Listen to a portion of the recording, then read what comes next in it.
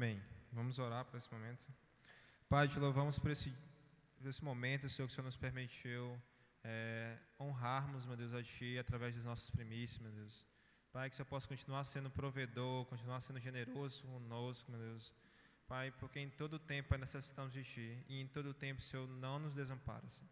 Queremos Te louvar por todos os recursos, Pai, para que a Tua igreja, Senhor, também possa aplicar de forma sábia, Senhor, para que nesse momento de dificuldade também possamos ajudar aqueles que necessitam, e tudo para o engrandecimento e expansão do Teu nome, Pai, do Teu reino. Em nome de Jesus, nós te pedimos. Amém. Queria convidar a irmã Dayana para trazer um aviso, Ministério Infantil.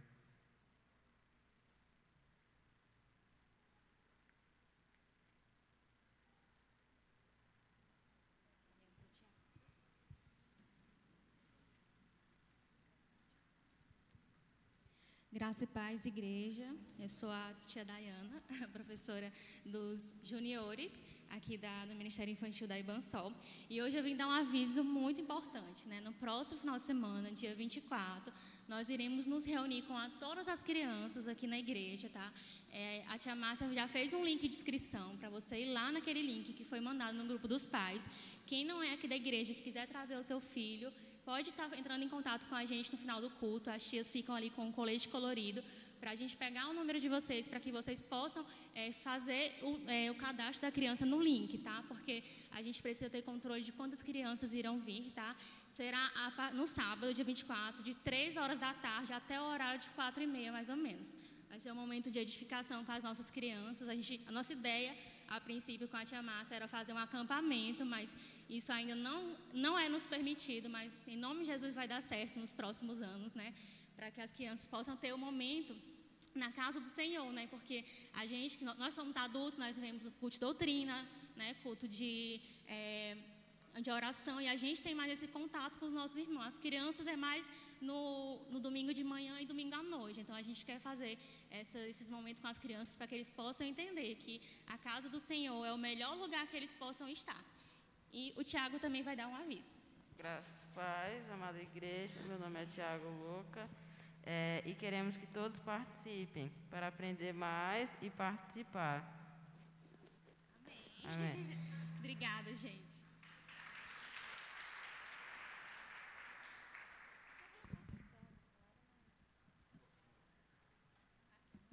Amém.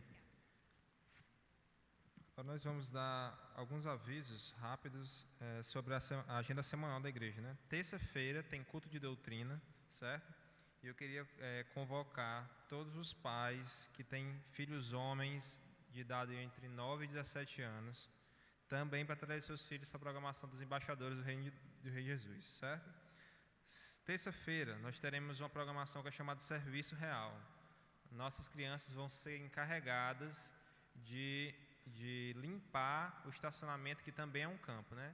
Então nós vamos orientar esse serviço para eles, e eles mesmos vão desenvolver essa atividade. Quinta-feira vai ter encontro com a MCM, certo? Sexta-feira vai ter o culto de oração. Sábado nós teremos união masculina. Vamos ter um encontro no próximo sábado, né? Durante a semana vai ser informado tanto o local como o horário. E domingo teremos o batismo, certo? Então convocamos toda a igreja a participar desse momento especial, para sermos testemunha desse momento extraordinário na vida daqueles que vão se batizar. Amém? Queria convocar também o pastor Jair para trazer tanto a oração pelas crianças que já iniciaram o seu momento, quanto pelo pregador da noite, com o missionário Ícaro.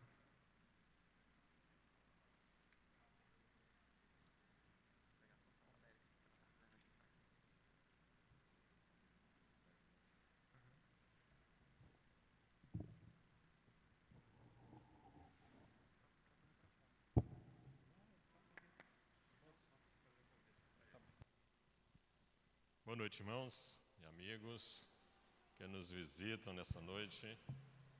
Que a boa mão do nosso Deus esteja sobre a vida de cada um nessa noite. E nós queríamos aproveitar também, já que o Reinaldo Júnior estava correndo aqui, e a mãe dele estava vendo ele, tá? Lá onde ela está. Ela está em... Qual é o nome da cidade? Pelotas, no Rio Grande do Sul.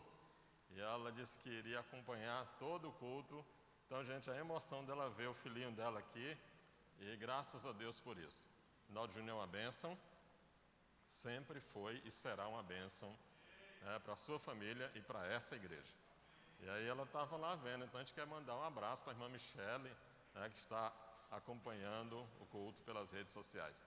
E também, que Deus esteja abençoando a vida dos nossos irmãos e amigos também que acompanham esse culto pelo YouTube.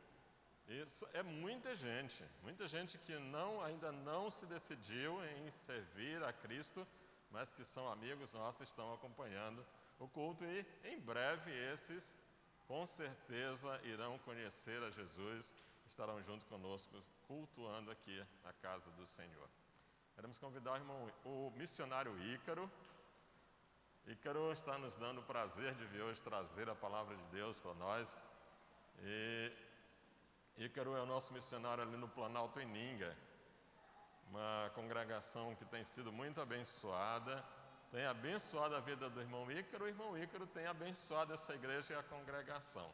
Seja muito bem-vindo, irmão Ícaro. E nesse instante nós vamos orar, e não esquecendo também do nosso, esse abençoado ministério também com Libras, que não acabou, ele retornou agora, ele estava só dando tempo, né? E agora retornou, e é uma bênção, porque nós podemos atender os nossos irmãos que são surdos, tá? E que devem sim ser abençoados com essa palavra que está sendo trazida até eles também. Obrigado às meninas, Deus abençoe as suas vidas. Então, vamos orar pelo Ícaro. Santíssimo Deus e Pai Todo-Poderoso, obrigado, Senhor, pela vida, Senhor Deus, do missionário Ícaro, também da sua esposa, Rebeca. Tu esteja abençoando esse casal a cada dia, que a Tua boa mão esteja sobre eles, que sejam sempre, Senhor Deus, bênção em Tuas mãos. Que a Tua palavra, que será transmitida por ele essa noite, toque os corações, convencendo-os do pecado, da justiça e do juízo, e assim, Senhor, venham se render aos Teus pés. Muito obrigado pela vida de Ícaro e Rebeca, Senhor Deus. É em nome de Jesus que nós te pedimos e te agradecemos. Amém e amém. Deus abençoe, Ícaro. Fique à vontade.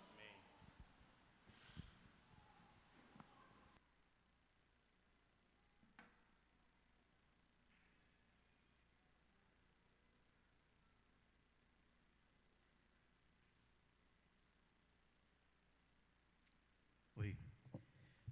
Meus irmãos, a graça e a paz de Jesus, amém? Amém. Deixa eu organizar aqui.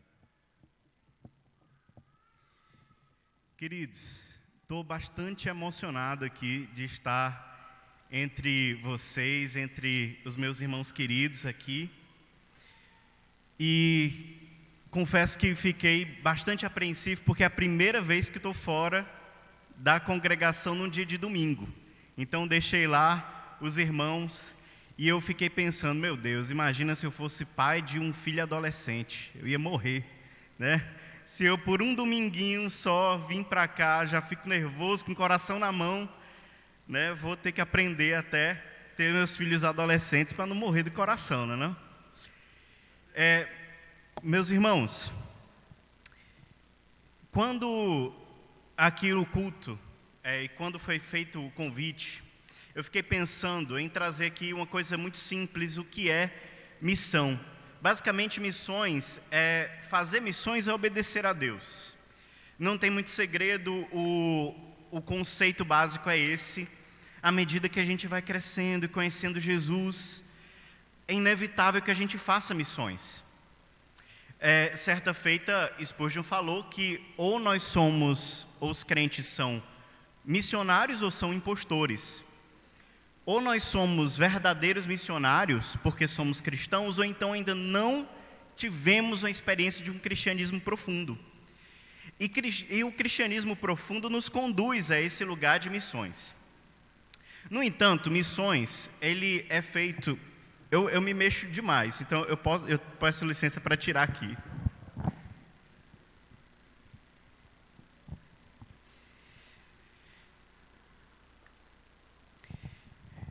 Missões, eu quero dar exemplo de 3 figuras do Antigo Testamento e conversar com vocês sobre missões no Antigo Testamento, mas que fazem muito sentido para o tempo de agora. Por exemplo, José do Egito. José do Egito foi um homem extremamente obediente a Deus e foi um grande missionário. Mas o que é que ele fez? Ele ouviu a Deus, fez bem o seu ofício e foi o homem capaz de sustentar todo o povo hebreu durante toda uma fome no mundo naquela época. O Oriente Médio ficou em fome e teve um homem obediente a Deus que sustentou todo o povo hebreu. Imagina, Israel inteiro foi sustentado por um mantenedor.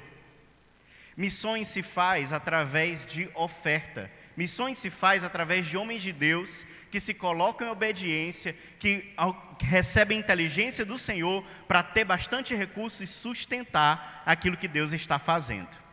Missões também se faz, por exemplo, como Daniel fez. Daniel foi preso na Babilônia e ele não tinha muita coisa o que fazer. Daniel ficou lá, Nabucodonosor convidou ele para fazer parte dos príncipes conselheiros. Mas o que Daniel fazia? Daniel, ele pegava a sua Bíblia, em especial os escritos de Jeremias, que foi o profeta anterior a ele entrar no exílio babilônico, e ele orava.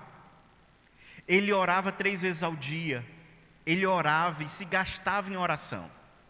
Ele foi preso e foi para a cova dos leões porque orava. E por causa de um entendimento, um anjo de Deus veio revelar a ele para um intercessor que era a hora do povo de Israel sair da Babilônia e restaurar Jerusalém. Missões se faz orando também. Então, missões se faz como José, aquele que vai ser o mantenedor. Missões se faz como Daniel, um missionário intercessor. E missões se faz como Davi, por exemplo, que ia com a espada na mão, colocando sua vida em risco para a guerra e fazer Israel avançar. Missões também se faz indo para a parte da frente, o pelotão de frente, correndo risco de vida, vivendo grandes aventuras. Mas nada disso seria capaz se não houvesse bastante oração por trás e bastante gente compromissada com a obra para investir. Então, missões se faz investindo, missões se faz orando e missões se faz indo. E tudo isso é obediência a Deus. Hoje, no seu coração, faça uma pergunta: que tipo de missionário você é? Que tipo de missionário você tem sido? Não importa se você não vai para a África ou para algum lugar, mas se o seu coração está obediente a Deus, pergunte ao Senhor: como eu posso ser extremamente obediente? Você pode sim ser extremamente usado, como grandes homens da história. Agora mesmo, Deus pode falar ao seu coração e você ser extremamente usado por Deus. Basta obedecer. Missões se faz, missões é obediência. Amém? Amém. E como nasce um missionário? Um missionário nasce quando alguém é vencido por Deus. Quando Jesus conquista um coração, ali nasce um missionário. Jesus, ele vem para os seus, no caso, na época de Israel, Jesus veio para os seus, mas os seus não o receberam. Jesus é luz e ele veio trazer luz para todos os povos. E nós que não somos de Israel, nós somos gentios, fomos iluminados. E Jesus conquistou muita gente.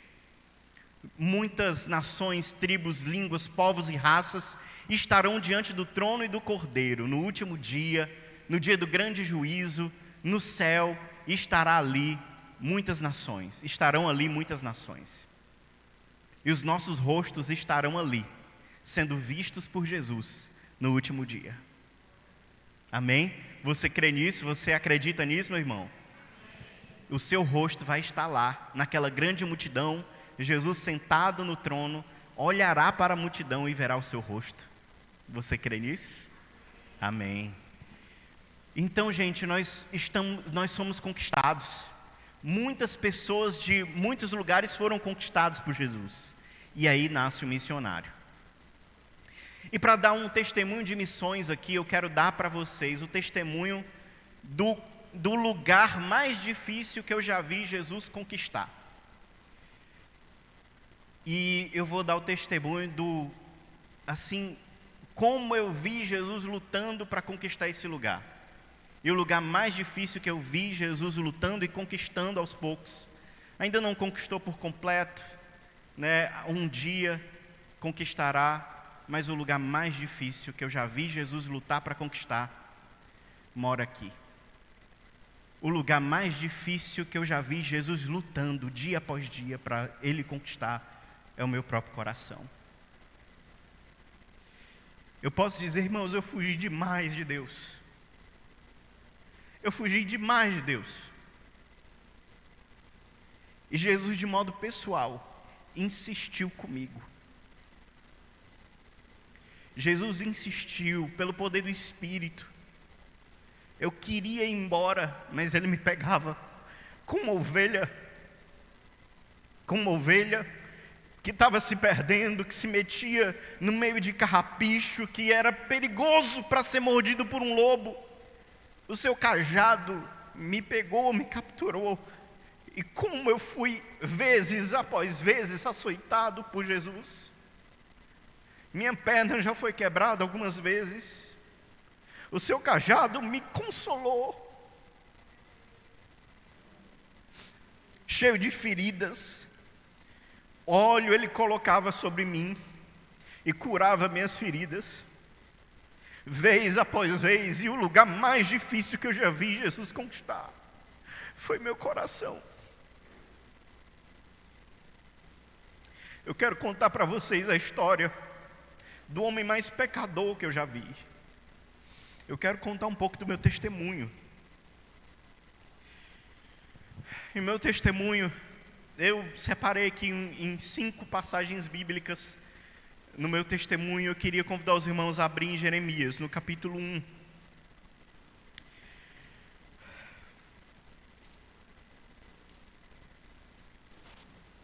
Jeremias, no capítulo 1.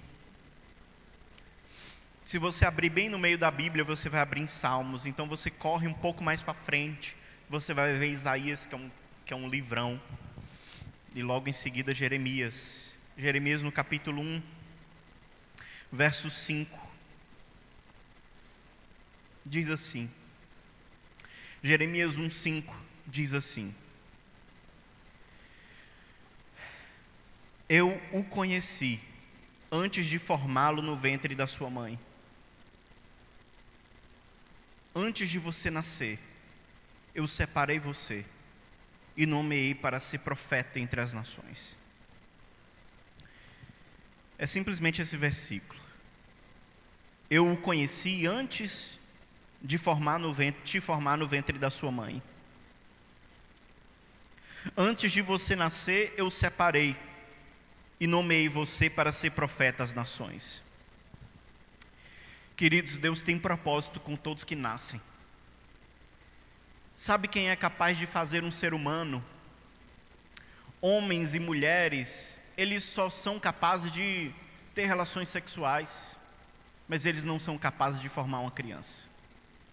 Se homens e mulheres fossem capazes de formar uma criança, não haveria mulheres estéreis. Como haveria o sopro de vida se o próprio Deus não soprasse? Deus tem propósito com cada ser humano. E no caso aqui de Jeremias, antes de Jeremias nascer, Deus já o conhecia e Deus já tinha um plano para ele. Deus tinha um plano de fazer ele um profeta. A gente vai ver aqui mais na frente Jeremias fugindo. Eu só sou uma criança, eu não sei falar.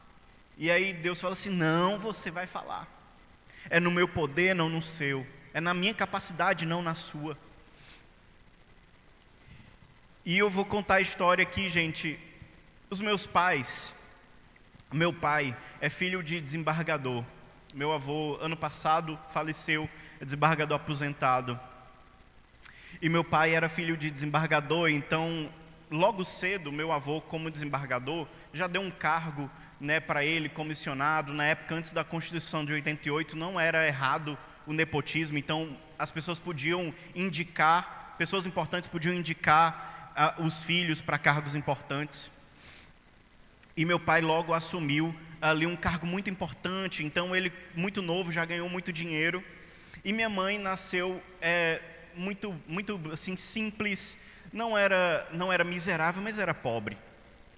E minha mãe acabou ganhando destaque porque ela era muito bonita, ainda hoje é muito bonita, mas na sua juventude ela era modelo. Meu pai um playboy e minha mãe uma modelo. Então a junção terrível aí de um foi atraído pelo outro. Só que nesse namoro eu fui concebido, né? Minha mãe ficou grávida. Daí então eles tomaram a decisão de se casar. Por causa disso, eu fui uma espécie de solução. Os meus avós queriam muito que meu pai se aquietasse, parasse de festa, parasse de farra, e ele se acalmasse, né, casasse, tivesse filhos, e então ele decidiu se casar. E a minha avó queria que minha mãe casasse com um homem que tivesse condição. Então juntou ali o útil ao agradável, o queridinho ali das duas famílias nasceu. Meu Deus, e como eu fui mimado. Nasci ali, e o filho de um playboy com uma modelo linda, acabei nascendo. Aos 5 anos de idade, eu já tinha 2 irmãos, aos 5 anos de idade eu sofri um acidente terrível, quase morri. Eu fui atropelado por um caminhão, gente. Tava na casa da minha avó, aquela criançada brincando, e eu ali brincando de futebol, só uma babá para cuidar de várias crianças, né, vários primos. E aí a casa da minha tia era bem na frente, eu corri com toda a força para ir para a casa da minha tia que estava com o portão aberto. Quando eu passei, o caminhão estava passando bem na hora, e um caminhão carregado de pedras passou por cima de mim. Eu fiquei ali embaixo do caminhão, quebrei o fêmur, tive traumatismo craniano, a bacia, cortei meu intestino, fiquei ali um tempo em coma induzido, foi horrível e quase morria. Essa experiência de quase morte me levou para um lugar. Eu com 5 anos de idade já tinha consciência de que quem nascia um dia morreria. Uma criança normal não é atenta para a realidade da morte. Todo mundo fica pensando, não, eu sou criança, eu só vou brincar e tudo, mas eu tinha uma preocupação. Quando a gente morre, a gente vai para onde?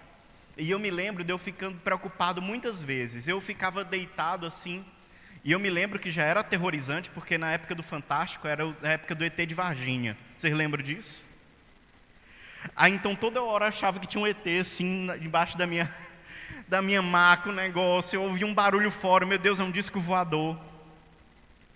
E eu ali preocupado, aterrorizado com a realidade da morte, e como se não bastasse a realidade de ETs invadindo a Terra. E aí, qual é o propósito da vida? E aí eu ficava pensando, quando a gente morre, a gente vai para onde? Fica tudo preto? E aí a gente fica lá nesse lugar todo preto, todo o tempo? Na minha cabeça de criança era assim. E eu fiquei bastante preocupado com isso, né? E eu não consegui achar uma resposta. Com 10 anos de idade, eu tomei uma decisão, cheguei a uma conclusão. Eu já sabia que eu não era bonzinho. Eu já tinha mentido, já tinha consciência de mentira, já tinha consciência de erro, de pecado no meu coração. E com 10 anos de idade, eu não sabia o que viria depois da morte, eu tomei uma conclusão. 10 anos de idade ali, eu disse, Deus não existe. Deus não existe, porque se Deus existisse, eu não teria passado pelo que eu passei, enfim, eu não sei, não tenho uma resposta. Se Deus realmente quisesse explicar o que se fosse realmente muito importante a vida depois da morte, Deus já me responderia, mas Deus não responde de uma vez. As coisas parecem que não são claras, e eu tive ali aos 10 anos de idade, eu virei ateu. Pode parecer bobagem, mas para uma criança tomar uma decisão como essa, é uma coisa um pouco grave. Com 15 anos de idade, eu tive minha primeira experiência com Deus. Eu estava deitado na minha cama, quando eu fiquei pensando, eu sou um ser humano. Olha só a cabeça de um adolescente de 15 anos. Eu sou um ser humano. Eu sou filho aqui dos meus pais. Eu estou aqui deitado na minha cama, no meu quarto, estou na minha casa. Eu estou no Piauí. Estou em Teresina, né, aqui. Estou no Piauí, estou no Brasil, estou no hemisfério sul, eu estou no planeta, e esse planeta está dentro do sistema solar. O sistema solar está na Via Láctea, e eu fiquei pensando o quão pequeno eu era. Eu tenho consciência de quem eu sou, a minha vida para mim é muito importante, mas diante da criação, diante de tudo, parecia que eu não era nada. Mas de algum jeito no meu coração eu sabia que eu era importante. E ali, diante da criação, diante da majestade da criação de Deus, eu tive uma certeza, não sei explicar como. Deus existe e eu sou muito importante para Ele. Mas eu não sabia o que era cristianismo, não sabia o que era nada. A única coisa que eu sabia era que Deus existe e eu era muito importante para Ele. A minha busca por uma religião começou ali. Com 15 anos de idade eu fui atrás do espiritismo, achei sem pé nem cabeça. Esse negócio de ficar nascendo toda hora e tudo, não fazia, matematicamente a conta nem bate. E aí budismo também não faz sentido. Aí o catolicismo, eu fui ali, mas eu achava muito monótono, eu achava que sempre parecia uma missa fúnebre. Eu não tinha uma coisa assim muito... E com 19 anos, eu estava atrás de um amigo, querendo ir para uma festa com ele. Ele começou a vir aqui para Ibansol. E aí, com 15 anos de idade, eu já tinha desejado ter um namoro com a Rebeca. E a Rebeca cristã, a Rebeca falou assim, olha, eu não posso... A gente começou a namorar, mas logo ela tomou uma decisão. A Rebeca, com 15 anos ali, tomou uma decisão, mas eu quero terminar o namoro, porque eu amo mais Jesus do que você. Ela disse para mim, meu irmão, aquilo ali bateu no meu coração, foi doído. E aí de vez em quando eu vinha aqui na Ibansol, meu irmão, que Jesus é esse? Que acabou foi um namoro meu. E eu apaixonado pela Rebeca, e aquele Jesus me impediu, por quê? E as coisas foram avançando, com 19 anos eu vim aqui, e era no dia 10 de fevereiro de 2010, eu entrei por aquela porta, e só tinha uma pessoa sentada naqueles bancos de madeira, todos enormes ali, que estavam tudo no fundo. Tinha uma pessoa sozinha no fundo da igreja, e só a luz ali do bebedouro acesa. E essa pessoa, mais na frente, se tornou a pessoa que me discipulou, que cuidou de mim. E ele estava orando, era o dia do aniversário dele. E ele falou assim, Deus, eu vou ficar aqui na igreja. Ele pediu a chave para o zelador, e ele falou assim, eu vou ficar aqui na igreja. E Deus, eu não quero um presente, eu quero te dar um presente. Manda alguém aqui para eu cuidar dele. E ele, no dia do aniversário dele, ele ficou aqui durante a tarde em oração. Quando foi de noite eu apareci, e procurando o meu amigo, não encontrei, mas encontrei esse rapaz. E ele fez sentar no lado dele, deixa eu conversar contigo. E ele começou a conversar comigo, falando assim, você conhece sobre Jesus? E aí eu, não, mais ou menos, né? Aí eu falava aquelas coisas clássicas. Não, Jesus foi um revolucionário que nasceu há 2000 anos atrás. Tinha uma mensagem de revolução, muito inteligente, eu o admiro muito. E aí ele, não rapaz, deixa eu te falar melhor. E ele começou a pregar o evangelho para mim. Mas meus irmãos, pasmem, eu tinha muitos sofismas, era muito orgulhoso, muito racionalista, minha mente tinha muitas fortalezas. E ele ficava falando, e eu não entendia nada, parecia que eu não escutava direito o que ele dizia. Ficava uma coisa confusa na minha mente. E ele falou assim, deixa eu orar por você. E ele orou por mim, e parecia que meus ouvidos tinham destampado. E eu comecei a entender o que Atos vai dizer sobre a conversão de Lídia, que Deus abriu os olhos do coração. Deus destampou os olhos do coração para entender a palavra. E aconteceu isso comigo, e eu comecei a ouvir o evangelho. Deus enviou Jesus Cristo para morrer pelos nossos pecados, Porque Deus tinha um plano para os homens e era impossível os homens terem relação com Deus se Jesus não viesse para morrer no lugar dos homens.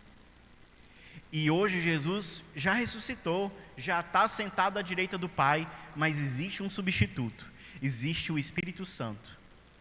E Deus captura pessoas para Ele hoje através do Espírito Santo, levando para Jesus para levar ao Pai.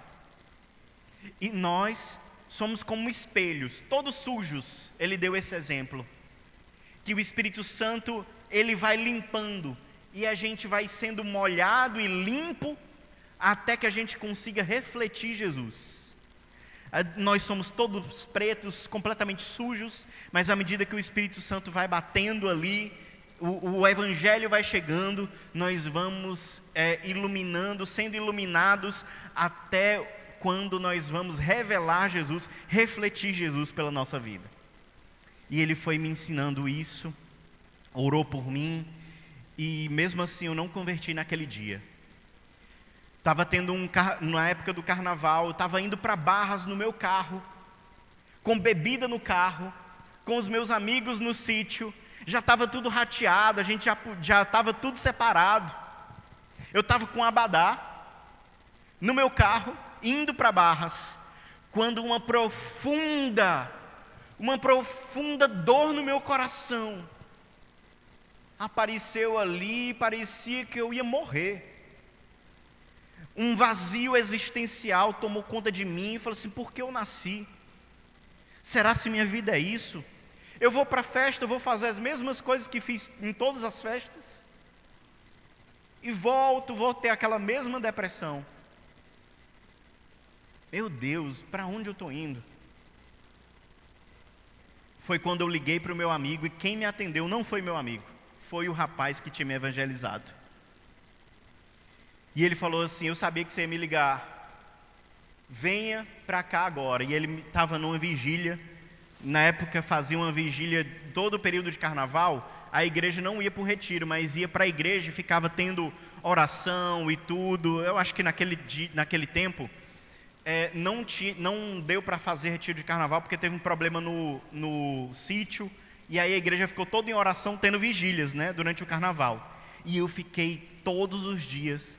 Eu fui para lá e falei assim: não, mas eu estou de abadá. E ele disse: vem do jeito que tu tá, Deus te quer do jeito que tu tá. E aí eu vim, mas aí eu fiquei com muita vergonha, porque eu estava de abadá de festa, entrar na igreja, achei estranho, voltei para casa, troquei de roupa e voltei para a igreja. Meus irmãos, eu assisti, descrente, eu participei das vigílias, de 6 horas da noite até 6 da manhã, durante todo o carnaval.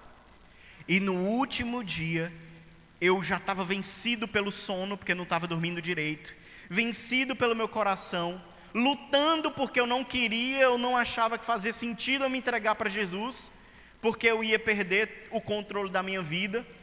Não faz sentido eu me entregar para Deus. Mas na última pregação, quando o pregador falou: quem quer entregar a sua vida a Jesus? Eu levantei minha mão bem alto, fui o primeiro. E os meus amigos que estavam do meu lado me sacudiram: Ícaro, você está entregando sua vida a Jesus? E eu olhei: não, rapaz, não me atrapalhe não, deixa eu ouvir, continuar a mensagem. Porque a mensagem estava tão forte falando no meu coração, aquelas palavras estavam entrando tão profundamente no meu coração, na minha alma, no meu ser. O negócio estava tão intenso comigo e com Deus. Deus estava falando comigo, cara. Não me atrapalha não. E aí eles fazendo festa, e falaram assim: cara, mas tu entregou tua vida a Jesus, tu está entendendo isso? Aí eu falei assim: entreguei o quê? E aí quando eles falam assim: olha para a tua mão. Quando eu olhei para minha mão levantada, eu: meu Deus, estou perdido. Entreguei mesmo minha vida a Jesus. E aí eu: eita, e agora? Porque eu não sei ser crente. E aí o pastor chamou e falou assim: vamos aqui fazer a oração de confissão. E aí ele fez a oração. Eu, de olhos fechados ali, repeti, entregando minha vida para o Senhor Jesus como meu único e suficiente Salvador. Quando eu abro os meus olhos, parece que não era mais eu. A sensação que tinha é que o negócio foi trocado aqui dentro. Alguma coisa aconteceu. Ali, meus irmãos, eu tinha recebido um novo coração. E a minha vida parece que não fazia mais sentido viver como eu vivia antes. Agora, não, peraí. Só faz sentido agora, a minha vida de trás não faz mais sentido. Eu tenho que aprender, porque eu não nasci mais para voltar. Agora aconteceu alguma coisa comigo que eu quero Deus. O mundo parece que é colorido, não era cinza como era antes. Parece que agora a vida, tem vida na vida. Parece que a alegria é alegre, parece que a tristeza é triste. Quando a gente está em pecado, a gente está dormente. A gente não sente a vida. Mas com Deus a gente sente a vida. A vida é a vida. Tem propósito, tem sentido, tem cor. E a partir dali, combinei com os meus amigos para não me chamarem mais para as festas. E aí, meus irmãos, quero ler mais um texto com vocês, 1 João. 1 João é lá no finalzinho da Bíblia.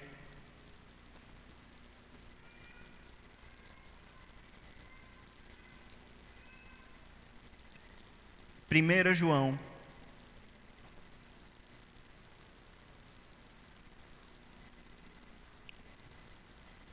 Primeira João 2.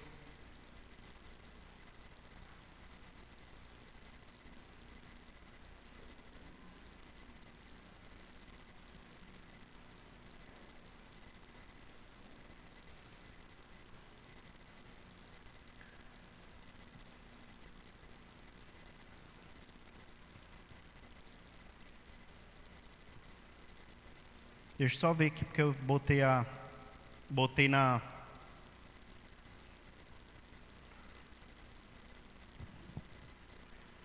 Só um minuto, eu botei a referência errada. 2:15 não. Enfim, mas basicamente, não vou, eu vou citar a referência que está aqui. Jovens, eu vos escrevi, porque sois fortes. A palavra de Deus permanece em vós, e vocês já têm vencido o maligno.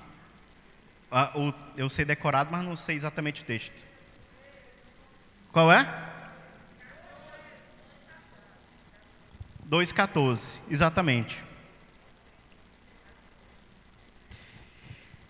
Então, gente, basicamente é isso. Jovens, eu vos escrevi porque sois fortes. A palavra de Deus permanece em vós e vocês já têm vencido o maligno. Sabe, eu ali converti. Eu converti com 19 para 20 anos. E eu vou dizer um negócio para vocês. Deus vê na juventude muita força. E eu vou dizer um negócio para vocês. Meu irmão, eu era forte. Eu era intenso e minha conversão foi radical. Eu vou provar para vocês que eu era intenso a ponto da loucura. A ponto de viver insensatez. Não poderia ter feito o que fiz. Não recomendo fazer o que fiz. Minha conversão foi extremamente radical. Eu entendi no Evangelho que aquele que não ama mais Jesus do que sua própria casa não é digno de mim. Por causa disso, eu decidi fazer uma coisa. Meus pais não eram crentes. Eu decidi sair de casa. Eu saí da minha casa porque meus pais não eram crentes. Vim morar na igreja, fui morar ali na casa lá do fundo, aqui da Ibansol, aquela casa lá do fundo. Eu vim morar aqui porque lá estava começando o que hoje é a Casa do Oleiro. Lá estava começando o trabalho com dependentes químicos. E todo dia tinha culto, de manhã, de tarde, de noite, era Bíblia, era oração, era culto. E eu falei assim, eu preciso disso, me enfiei bem aí com um dependente químico. Saí de casa, me envolvi lá, tranquei a faculdade de Direito. Nesse tempo eu fazia 2 faculdades, tranquei uma e essa nunca mais voltei. Foi a faculdade de Administração na Federal e a outra de Direito na Nova FAP. Tranquei as 2 e vim aqui morar na igreja, fiquei aqui porque eu queria Jesus. A minha vida só fazia sentido se tivesse Jesus e então eu ficava ali. Aí os meus amigos foram me aconselhando e eu voltei para a casa dos meus pais. Voltei para a faculdade de Direito, mas meus irmãos, o negócio era intenso. Segunda-feira, eu ficava pulando de igreja em igreja, e isso é perigosíssimo. Mas eu queria muito conhecer Jesus, queria muito ler a Bíblia. No meu primeiro ano de convertido, eu li a Bíblia 2 vezes. E na segunda-feira, eu ia para uma reunião de oração, na Assembleia de Deus. Na terça-feira, eu vim aqui para o culto de doutrina. Na quarta-feira, tinha uma reunião de oração dos jovens de uma outra igreja que eu ia. Na quinta-feira tinha um pequeno grupo, na sexta-feira tinha uma reunião de oração aqui na Ibansol, e no sábado culto jovem, no domingo culto, e eu ficava nesse negócio. Aí era vigília da Deus é Amor, me metia no meio, meu irmão, foi uma farofa. Nessa história toda, graças a Deus, Deus preservou meu coração e eu não virei crítico da igreja. Porque quem fica pulando de igreja em igreja, no final das contas, se torna crítico, a pessoa não se envolve com a igreja, então ela não sabe o que é servir dia a dia, com um pezinho no chão da igreja local. A qualquer probleminha ela vai embora, porque ela não tem raiz. Graças a Deus, Deus me preservou. E eu criei raízes aqui. No entanto, eu tinha muitas aventuras. Meus irmãos, foi intenso, a conversão foi intensa. Junto com a minha conversão, 2 outros converteram, na mesma época que eu. Um que era pai de santo, e outro que era professor de forró, de dançar forró. Nessa brincadeira, juntou os 3 mosqueteiros, 3 recém-convertidos. Eu vivia uma vida de playboy, um professor que vivia em festa, mas ali queria abandonar aquele negócio, e um ex-macumbeiro, pai de santo. Nós 3 nos juntávamos para orar e evangelizar. Não, vamos evangelizar. E aí nós íamos nos postos de gasolina evangelizando frentista. E no final do nosso evangelismo, era melhor a gente não ter evangelizado, porque ele saía mais confuso com o nosso evangelismo do que se ele não tivesse sido evangelizado. Mas a nossa vontade de falar de Deus estava ali. E a gente intenso e tudo, e lendo a Bíblia, e a gente foi amadurecendo, acabamos nos afastando ali, mas a gente foi amadurecendo, e as coisas foram avançando. E uma coisa que eu descobri na minha vida, eu descobri o lugar secreto. Eu descobri a oração e a Bíblia no meu quarto, ali em casa. Quando eu descobri isso, e quando eu comecei a ter experiências com Deus em casa, meu irmão, eu não ficava mais pulando de igreja em igreja, não. Agora eu descobri onde era a padaria. Antes eu comia pão requentado dos outros. Agora eu vou lá na fonte. E aí comecei a ler Bíblia, viver uma vida de jejum, de oração. E no primeiro ano de convertido, no fim do meu primeiro ano de convertido, eu já fiquei cuidando de um pequeno grupo. Não recomendo isso, não é responsável fazer isso, mas eu, no primeiro ano de convertido, já assumi logo um pequeno grupo.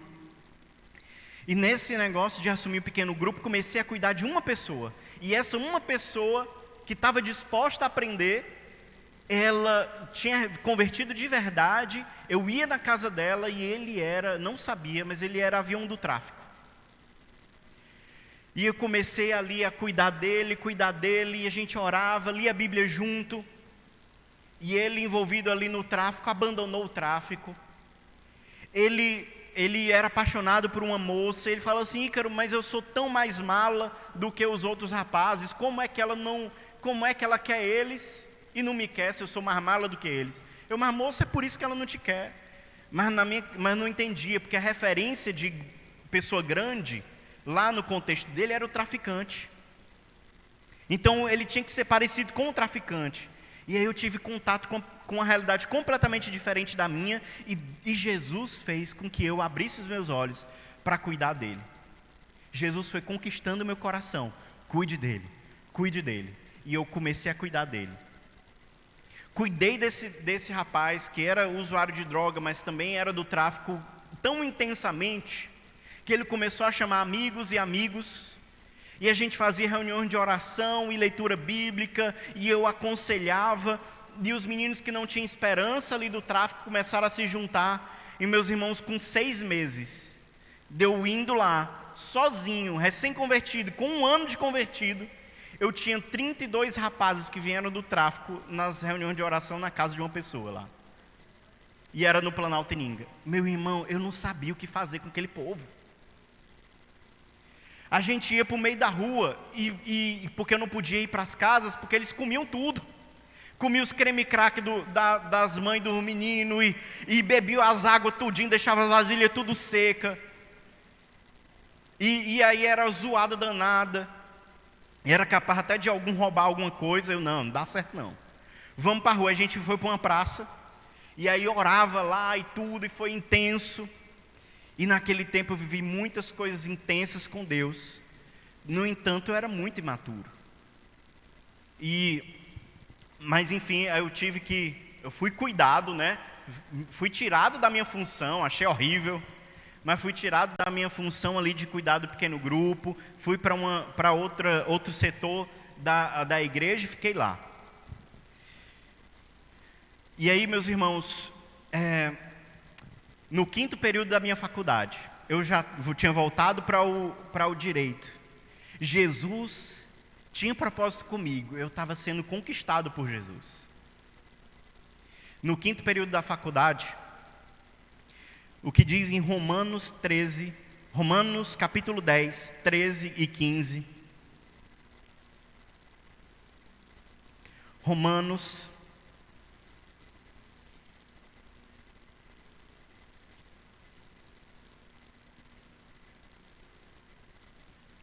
Romanos 10,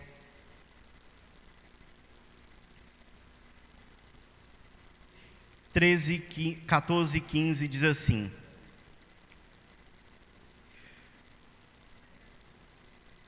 vou ler.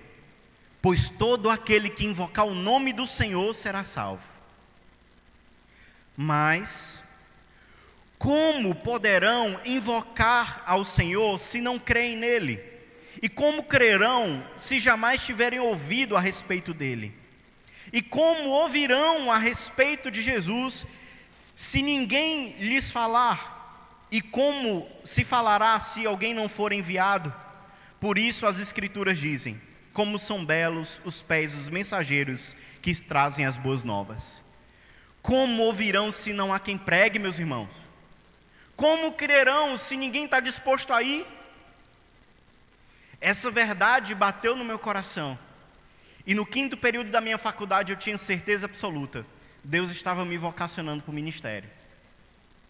Eu estava ali sendo selado para o ministério pastoral, ministério missionário, de evangelização, de pregação. Eu tinha planos de ter meu escritório de advocacia, eu tinha planos de ter minha empresa, eu tinha muitos planos. E queria seguir as coisas da família. Eu estava sendo preparado pela minha família para seguir as coisas da minha família. Mas ali Deus frustrou os meus planos. E Jesus mais uma vez me conquistou mais profundamente. O que eu não queria fazer, eu tinha agora certeza de que eu tinha nascido para fazer aquilo. Tinha nascido para pregar o evangelho, para ser um missionário, para ir para o campo. E aí então, por causa disso, naquele período, eu fui tendo certeza. E eu fui me envolvendo em missões. Fui para uma implantação de uma igreja em Pernambuco. Depois de um tempo, terminei a faculdade. Fui para a implantação de uma base missionária dos batistas do sul dos Estados Unidos. Vieram a implantar uma base missionária no sul do país, em Florianópolis. Eu estava lá envolvido. E Deus foi me envolvendo em missões, eu fui me envolvendo em missões. Quando, meus irmãos, Jesus foi conquistando meu coração. Não foi fácil, foi muito difícil, não foi simples. Eu sempre fui muito orgulhoso, muito teimoso, mas Jesus foi sendo paciente, mas Ele foi quebrando, pontinha por pontinha. Eu me levantava e Ele me baixava. Eu ia para um lado e Ele me colocava de volta. E Jesus foi insistindo comigo. Até hoje insiste, mas Ele não desistiu. Eu recebi uma proposta em Florianópolis de um grupo que estava tendo parceria com a Igreja Batista Lagoinha, né?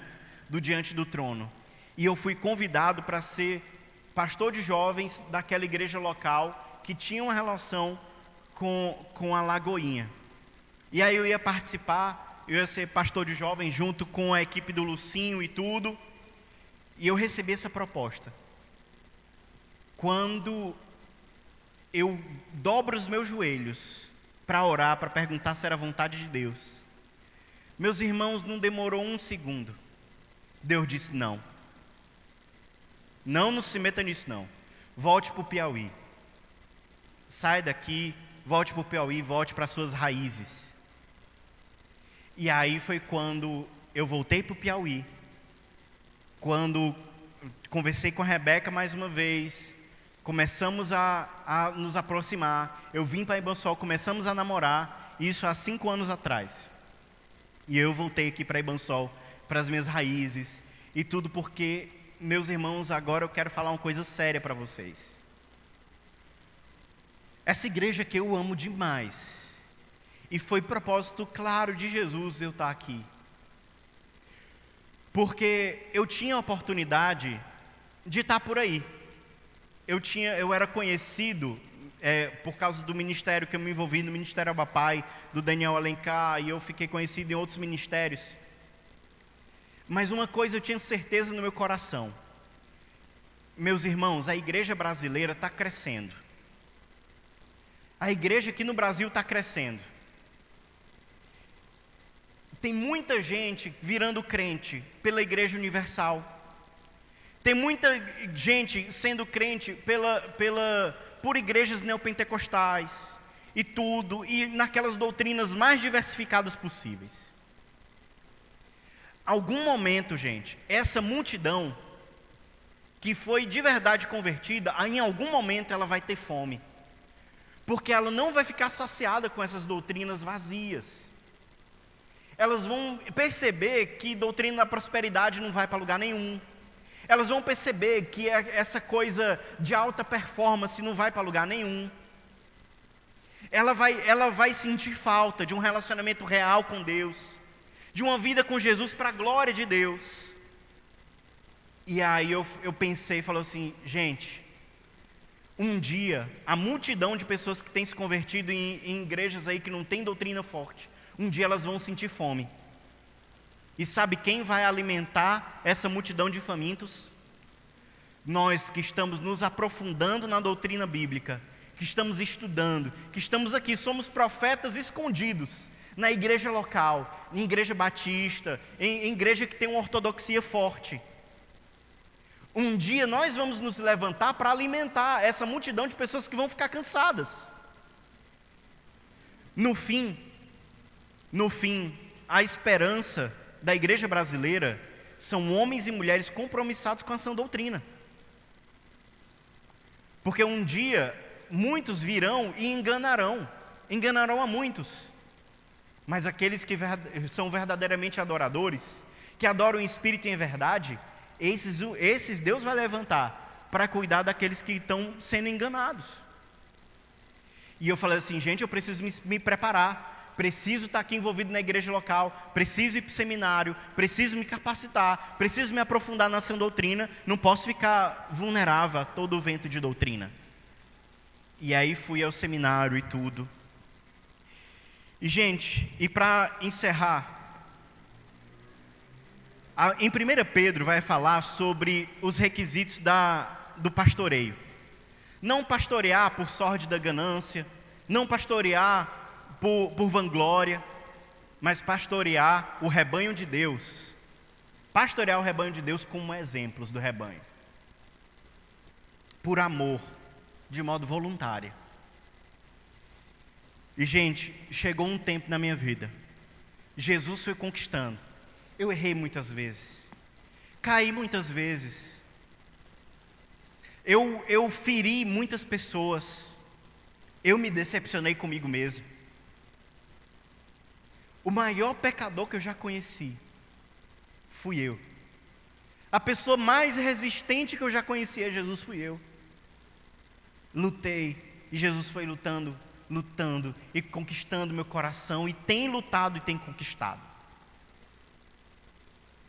E aí então, caladinho, amuado, rebaixado, nas mãos de Jesus como um barro mole, na mão do oleiro, eu estou aqui, mais uma vez, diante de ti, Jesus. E Jesus fala assim: cuide de uma igreja. Vá para o campo missionário e cuide de uma congregação. E aí, como um vaso nas mãos do oleiro, fui convidado por Deus, pastor Jair me conduzindo nesse processo, e fui lá para a frente missionária no Planalto Ininga, na congregação, porque já tem uma igreja batista do Planalto Ininga, a gente teve que colocar outro nome, e aí por isso Congregação Batista Casa de Oração. Mas foi uma estação muito única, que comecei ano passado, mas somente com 3 meses, que de verdade mesmo a gente encontrou um lugar, que a gente está trabalhando mesmo, forte, só temos 3 meses. E é uma nova estação na minha vida, um novo capítulo na minha história. Mais uma vez, o grande tapeceiro montando o seu projeto, o seu grande tapete. Coisas que a gente não consegue perceber. Sabe, quando um homem está montando um tapete, ele passa um fio amarelo e bate. Aquele instrumento de pau assim que fica batendo no tapete, tear. Fica batendo o tear no fio, e aí ele bota um fiozinho preto, bate o tear. Bota um fiozinho vermelho, bate o tear. Aí são experiências, são coisas que Deus vai fazendo a gente passar na vida. E Deus vai batendo o tear. Uma estação vai passando e Deus sela. Começa outra estação, Deus sela. Começa uma experiência e Deus sela. E você não entende. Mas quando você olha, você dá passos para trás e olha aquele tapete que o tapeceiro bateu o tear várias vezes, você vê uma paisagem linda que aquele tapete forma. A gente não sabe para onde a gente vai chegar, mas Deus está no controle da nossa vida.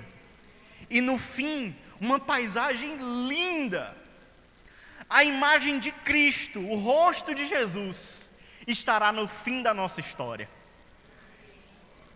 Foi batendo o tear, batendo o tear, batendo o tear, um filho que se perdeu um bebezinho ainda no ventre, Deus bate o tear. Passa por uma situação financeira difícil, Deus bate o tear. E no fim, a imagem de Jesus vai estar lá. Na sua vida, meu irmão. E aí hoje a gente começou uma nova estação, um novo tempo. E aqui chega eu, nessa noite. Estou aqui numa campanha de missões estaduais, como missionário estadual.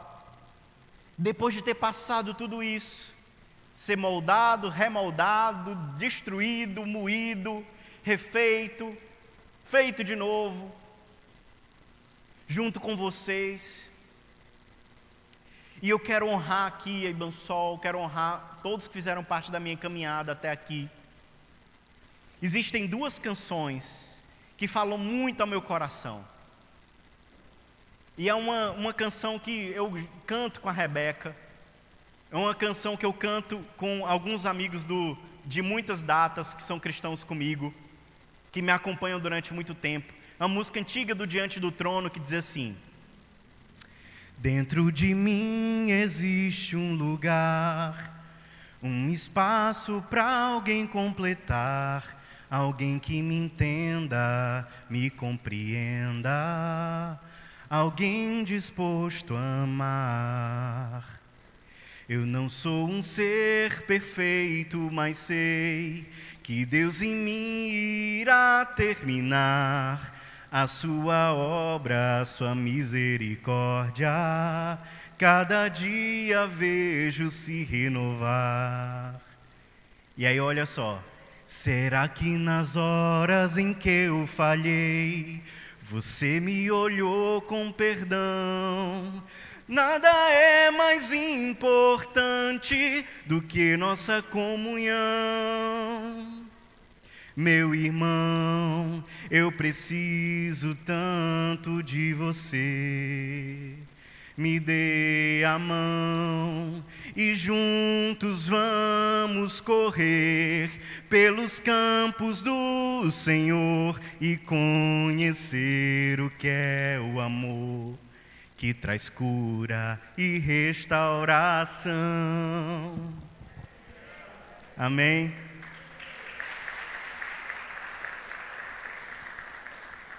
Dentro do nosso coração existe um lugar que é na comunhão que se completa.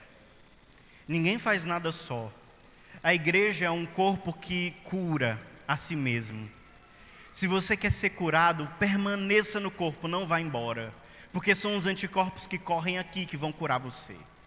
É o dom que um tem que cura sua ferida. Nessa semana eu fui cortar um galho de uma árvore que estava atrapalhando e o galho cortou o meu braço. Se esse pedaço do meu braço tivesse sem o resto do meu corpo, essa cicatriz não seria curada. Mas porque esse braço faz parte do meu corpo, essa cicatriz será curada. E é aqui, é juntos. Né? A congregação no Planalto Iringa não é outro lugar. Não é só um espaço geográfico diferente. Mas é o mesmo corpo. Somos todos juntos. Missões estaduais se faz tudo aqui. Todo mundo está aqui junto. A Ibansol faz parte de um todo. E para encerrar, gente, olha só.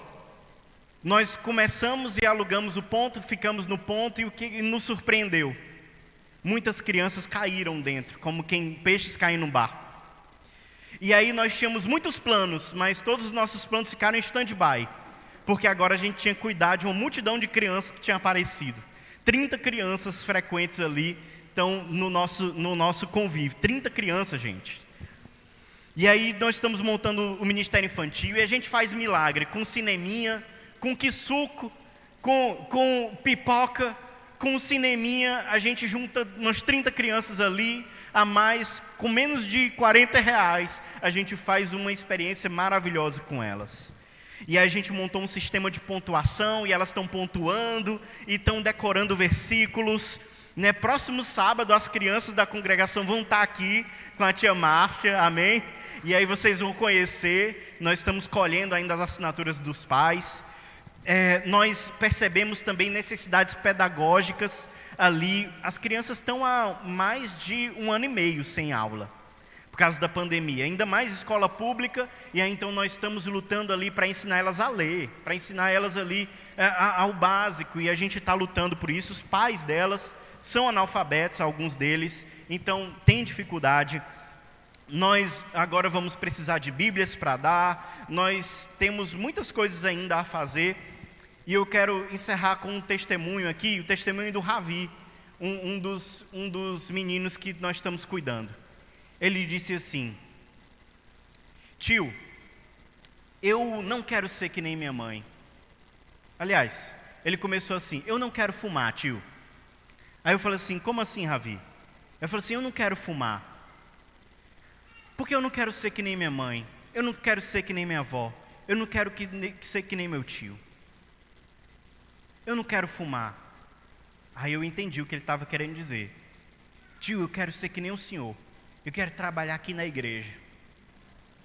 Ele só tem 5 anos. Eu quero trabalhar aqui na igreja.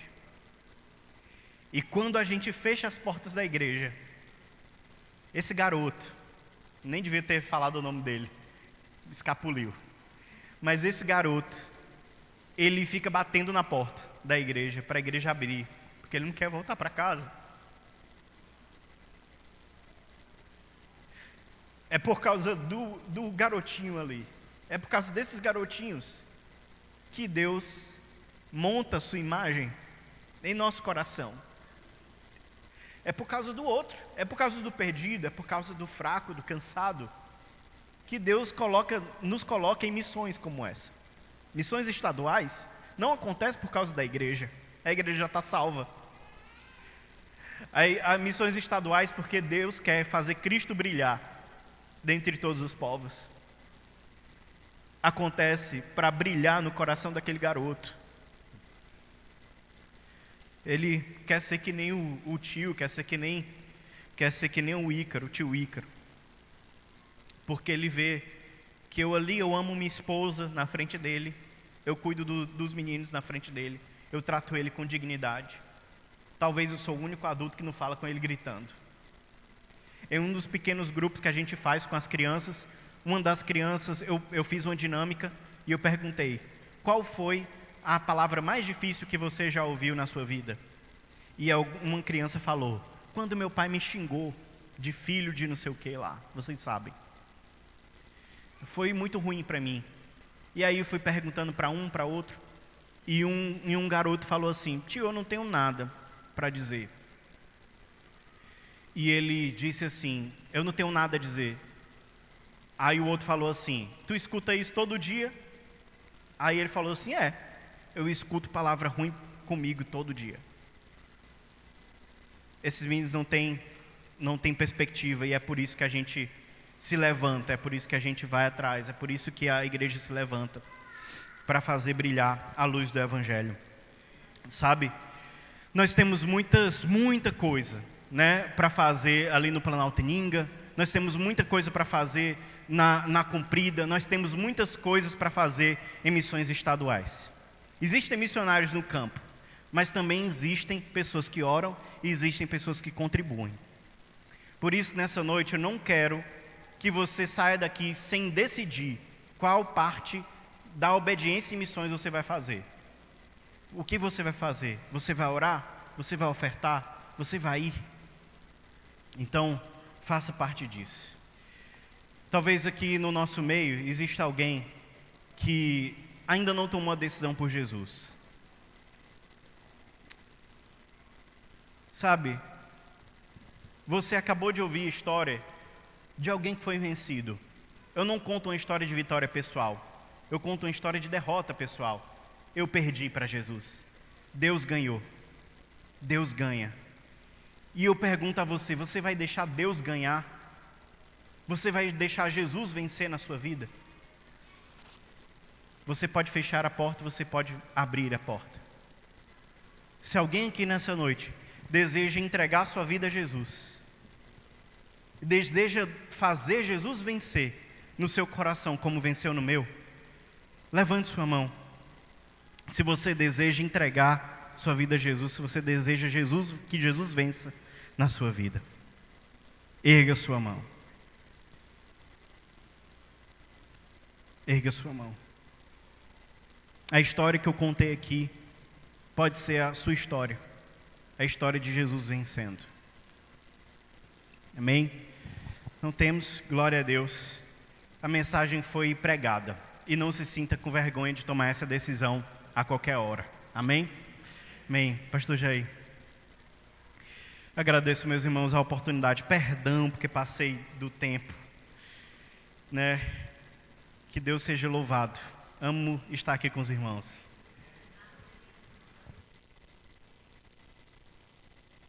Obrigado, Ícaro. Ícaro tem sido bênção ali. Ícaro tem sido um missionário obediente a Deus. E sempre que a gente senta ali no gabinete para conversar, ele tem a humildade de ouvir. Eu também escuto muito, tenho aprendido muito com Ícaro. E com certeza sempre será uma bênção ali na congregação, ele e a irmã Rebeca. Quando a gente vê a irmã Rebeca hoje, a gente olha para ela e vê a alegria que ela tem de cuidar daquelas crianças. E como eu disse para ele, as grandes igrejas, elas começam com as crianças.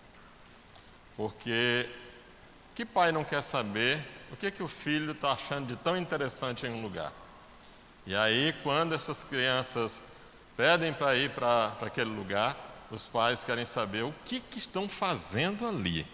O que eles estão fazendo? Por que essa alegria toda? O que estão fazendo com os nossos filhos? E aí, quando os pais vão lá para ver aquilo, se alegram porque sabem que seus filhos estão sendo tratados bem, estão sendo respeitados, e assim eles sentem o desejo de estar lá também. Eu falei isso para o Ícaro, E ele hoje está vendo que realmente é isso que está acontecendo e vai acontecer muito mais. A criança, ela deve ser valorizada dentro das nossas igrejas, assim como o Senhor Jesus deu tanta importância às crianças. E Ícaro está no caminho certo. E Ícaro com certeza será um grande pastor, onde quer que ele esteja. Deus abençoe, Ícaro, você e Rebeca. Deus te abençoe. Amados, hoje a congregação ali na Comprida está fazendo um ano. E lá está tendo uma grande festa ali na congregação da Comprida, na pessoa do missionário Jussier e da irmã Fernanda. Está uma bênção ali. Sejamos sempre orando pelas congregações, tanto da Comprida quanto ali do Planalto Uruguai e o Planalto Ininga. Que Deus esteja bem. Eu só digo Planalto, aí erro o outro, né? Planalto Ininga. Então, que Deus esteja abençoando grandemente a vida dos nossos missionários e de cada irmão que ali compõe essa congregação. E como o Ícaro disse, as congregações são uma extensão dessa igreja. Então, chegou o domingo, o irmão disse assim: eu vou ajudar Ícaro e Rebeca lá na congregação. Não pense que eu vou pensar assim: mas o irmão está abandonando a gente para ir para a congregação. Não, eu vou orar por sua vida e glorificar a Deus, porque você escolheu ir lá e cooperar com aquele trabalho. Um domingo vai um, outro domingo vai outro, né? E assim nós vamos fazendo esse trabalho missionário. Então, muito obrigado, Ícaro, mais uma vez pelo trabalho e por vir aqui e trazer esse testemunho tão abençoado. Queremos mais uma vez agradecer às meninas aqui desse ministério, né, com surdos ou com libras, né, que é uma bênção, e nós precisamos e necessitamos desse ministério. Que a igreja esteja incentivando, esteja cooperando com esse ministério, porque sabemos que ele é muito importante em todas as igrejas. Tá? Ontem teve um irmão que nos deu uma verdadeira aula aqui. E ele falando para a gente, e às vezes Deus dá pequenos toques na gente para a gente entender a importância que tem e entender que há pessoas diferentes. E aí nós fizemos ali o banheiro, nós abrimos mais a porta, deixamos com capacidade de alguém que tem alguma dificuldade com a cadeira de rodas. Nós tivemos aqui um constrangimento muito grande num domingo, onde uma pessoa precisou ir ao banheiro e não pôde porque a cadeira não conseguiu passar. Né? E aí, bondosamente, o irmão Elias, com essa inteligência que Deus concedeu a ele, foi lá e deu um jeito. E aí um irmão chegou e disse: pastor, e as pessoas que são deficientes visuais? E aí ele disse: olha, tem uma situação que nós podemos colocar aquela... Eu não sabia para que servia, confesso para os irmãos que eu não sabia para que servia aquela estradazinha com placas de borracha. Piso? Tátil.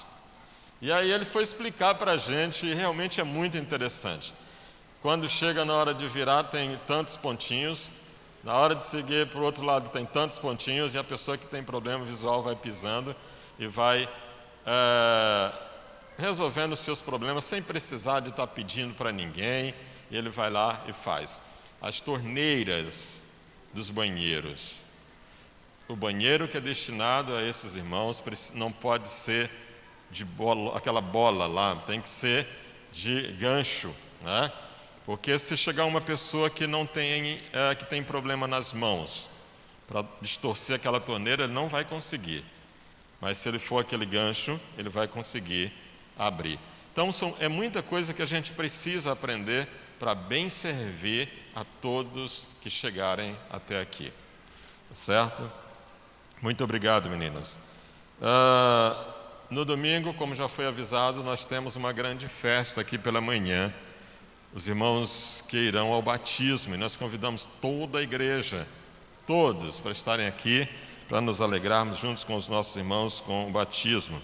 E nós iremos juntar os irmãos que Josia vai trazer também, para fazer uma grande festa aqui e batizar todos eles.